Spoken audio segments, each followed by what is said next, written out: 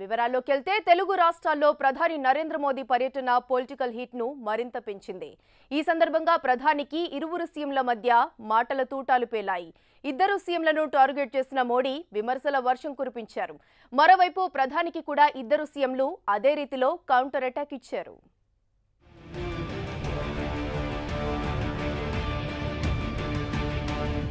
కర్నూలులో జరిగిన ఎన్నికల సభలో ప్రధాని మోడీ ఏపీ సీఎం చంద్రబాబును టార్గెట్ చేశారు.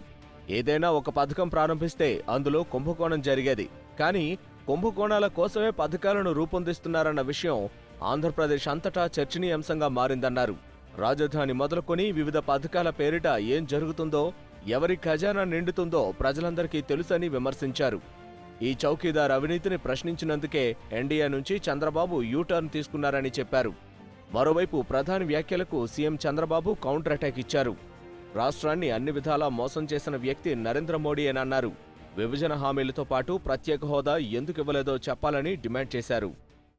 भाइयों और बहनों, आपके इस चौकीदार ने जब इस खेल पर सवाल उठाए, जब हिसाब लेने की कोशिश की, तो यूटर्न बाबू ने आंध्र के विकास के वादे से भी यूटर्न ले लिया और एनडीए से खुद को अलग कर लिया.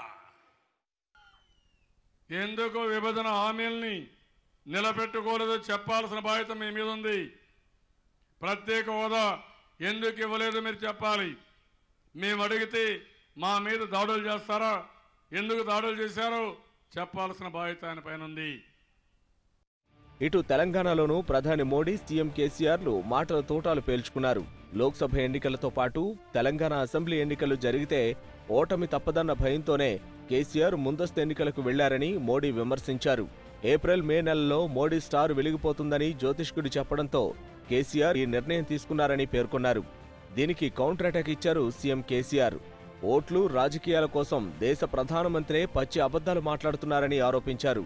గత అసెంబ్లీ ఎన్నికల్లో బీజేపీ 110 స్థానాల్లో పోటీ చేస్తే కేవలం ఒక్క స్థానంలోనే గెలిచిందని, 103 స్థానాల్లో డిపాజిట్ కూడా దక్కించుకోని స్థాయికి బీజేపీ పడిపోయిందని దుయ్యబట్టారు. అలాంటి పార్టీ నాయకులు పెద్ద పెద్ద మాటలు మాట్లాడడం విడ్డూరంగా ఉందని అన్నారు. लोकसभा के साथ तुम्हारा तेलंगाना में तुम्हारी विधानसभा भी डूब जाएगी और इसलिए उन्होंने ये ज्योतिष की सलाह पर 2 चुनाव अलग किए. उनको भी मालूम है कि लोकसभा में अप्रैल मई का समय ऐसा है कि मोदी का सितारा चमकने वाला है.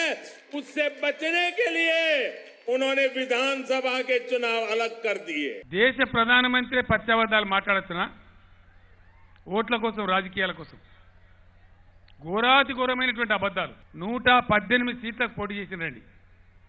118 సీట్లకు పోటీ చేస్తే గెలిచింది ఒక్క సీట్ అండి. అది సాగు తప్పి కన్నులొట్ట పోయి 103 సీట్లలో డిపాజిట్ పోయినాయి నిన్నగాక మొన్న అసెంబ్లీ ఎలక్షన్లలో. ఇవాళ మాట్లాడుతున్నారు. వాళ్ళ మాటలు వింటే చక్కెరది కింద పడాలి మనమంతా. మొత్తానికి ప్రధాని, సీఎంల పరస్పర విమర్శలతో తెలుగు రాష్ట్రాల్లో ఎన్నికల వాతావరణం వేడెక్కింది.